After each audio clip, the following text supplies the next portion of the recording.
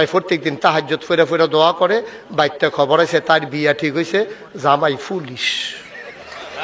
জামাই পুলিশ, জামাই কি অহন বান্ধবীরা কয় কি তাহাজ্জুদ